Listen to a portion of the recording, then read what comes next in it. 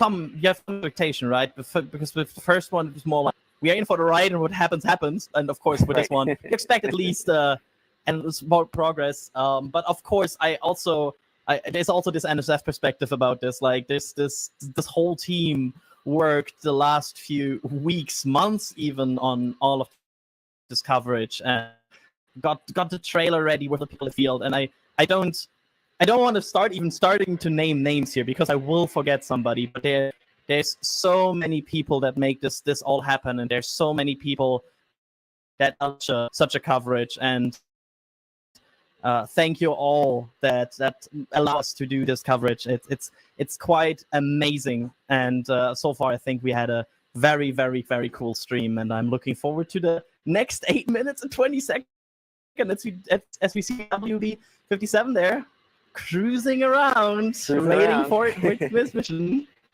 Exactly, and it's NASA checking in on their investment here.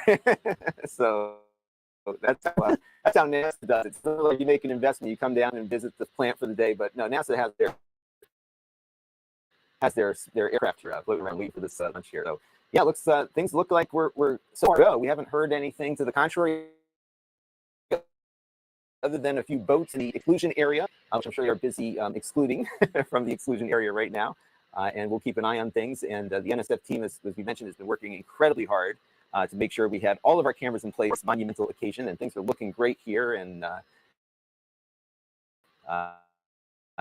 everyone in the field who's working hard while in my basement lair here. So hoping I can get out to one of these at some point as well. So we've got a couple of minutes. I definitely want to, because I'll tell you what, I want to see this thing in person.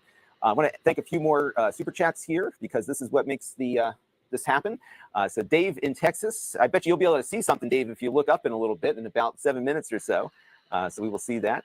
As we mentioned, Ricardo here says, here the ship has a Pacific landing location. Yes, just outside of Hawaii, and it's going to be a very hard landing. So part of the spectacle of what we're about to witness here is the Starship will be one way to go in a blaze of glory. And we hope it will be one that actually results in a successful outer. And it's going to be in a partial orbit, right?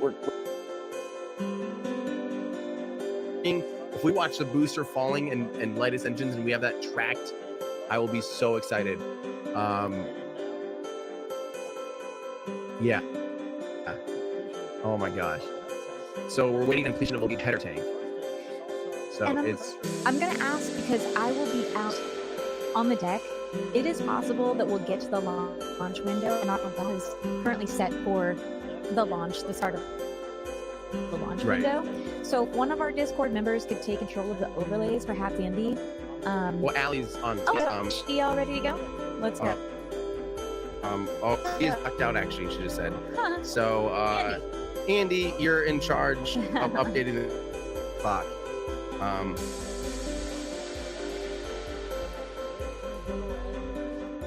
Andy will have a delay, so just bear with us on that. Yeah. Well, he at least will have the same information from X that we do. Yes. So he'll be as in time. But the updates might just be a little. Yeah, it'll be. We'll see the delay.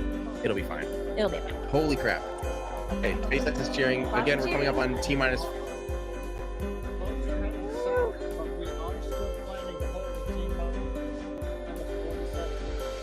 They're going to do a hold at T-minus 4. We don't know how long for. So that will be hard for our department. Wasn't about Well, we have no idea. We have no idea. Can you cut SpaceX feed in our ears a little more, Andrew, if you have it? I